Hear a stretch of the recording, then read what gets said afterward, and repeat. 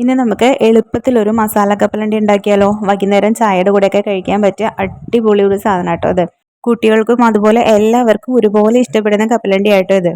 അപ്പോൾ ഇത് ഉണ്ടാക്കാനായിട്ട് കടലമാവാട്ടോ ഇത് എടുത്തിരിക്കുന്നത്. കടലമാവ് ഒന്ന് അരിച്ചിട്ടാണ് എടുത്തിരിക്കുന്നത്, അല്ലെങ്കിൽ കട്ട കെട്ടുന്നതുകൊണ്ടാട്ടോ അരിച്ചെടുക്കുന്നത്.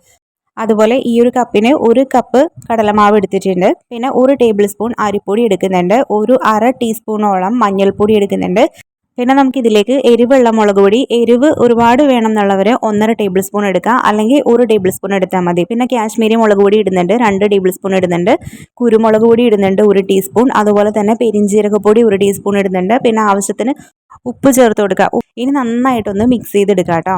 അതിനുശേഷം ഒന്ന് മിക്സ് ചെയ്തതിന് ശേഷം നമുക്കൊരു 1/4 ടീസ്പൂൺ കൂടുതൽ, 1/4 ടീസ്പൂൺ ഇത്തിരി കൂടെ, അര ടീസ്പൂൺ മുഴുവൻ വേണ്ട കേട്ടോ, കായപ്പൊടി ചേർത്ത് കൊടുക്കുന്നുണ്ട്. ഇനി അതുകൂടെ ചേർത്ത് നന്നായിട്ടൊന്ന് മിക്സ് ചെയ്തെടുക്കാം.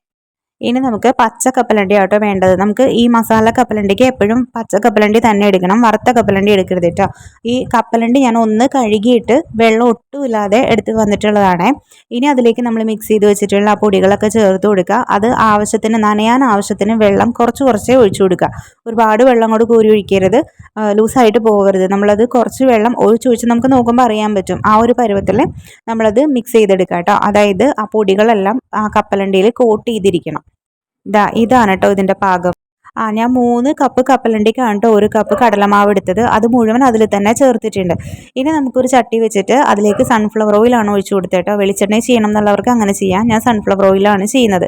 അപ്പോൾ ഓയിൽ ചൂടായി വന്നപ്പോഴത്തേക്കും അതിലേക്ക് ഒരു 3-4 തണ്ട് കറിവേപ്പില ഇട്ട് കൊടുക്കുന്നുണ്ട്. അതുപോലെ ഒരു 10-12 അല്ലി വെളുത്തുള്ളി വെള്ളത്തിലിട്ട് വെച്ചിട്ട് അത് തൊണ്ടോട് കൂടി തന്നെ ചതച്ചെടുത്തിട്ടുള്ളതാട്ടോ.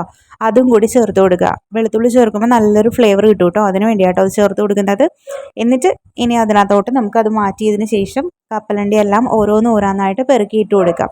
ഒരുമിച്ച് അങ്ങോട്ട് ഇട്ട് കൊടുക്കരുത് കേട്ടോ, അപ്പോൾ അത് കട്ട കെട്ടും. അതുകൊണ്ട് നമുക്ക് അത് എടുത്തിട്ട് ഓരോന്നായിട്ട് ഇട്ട് കൊടുക്കാം. എണ്ണ ആവശ്യത്തിന് വേണം കേട്ടോ, എന്നാൽ ഒരുപാട് എണ്ണ എടുക്കുകയും വേണ്ട. അത് കപ്പലണ്ടി മുങ്ങിക്കിടക്കാൻ പാകത്തിന് എണ്ണ എടുക്കാം. എന്നിട്ട് ഒരു 2 മിനിറ്റോളം നമുക്ക് ഒരു ലോ ടു മീഡിയം ഫ്ലെയിമിൽ വെച്ചിട്ട് മുരിയിച്ചെടുക്കാം. നന്നായിട്ട് മുരിഞ്ഞ് കിട്ടും. അത് മിക്സ് ചെയ്യുമ്പോൾ നമുക്ക് കിലുകിലാ സൗണ്ട് കേൾക്കും. അപ്പോൾ നമുക്കത് ആയെന്ന് അറിയാൻ പറ്റും. ഇത്രയേ ഉള്ളൂ കേട്ടോ, നമ്മുടെ മസാല കപ്പലണ്ടി റെഡി ആയിട്ടുണ്ട്. ഇനി അവസാനം നമുക്ക് നമ്മൾ നേരത്തെ വറുത്ത് വെച്ചിട്ടുണ്ടായിരുന്ന ആ വെളുത്തുള്ളിയും വേപ്പിലയും കൂടി ഇട്ട് കൊടുക്കാം. ഇനി ഇത് നന്നായിട്ട് തണുത്തതിന് ശേഷം മാത്രം ഇതൊരു കണ്ടെയ്നറിൽ അടച്ച് വെച്ചാൽ മതി കേട്ടോ. അപ്പോൾ എല്ലാവരും ഒന്ന് ട്രൈ ചെയ്ത് നോക്കൂ കേട്ടോ ഇതുപോലെ. താങ്ക്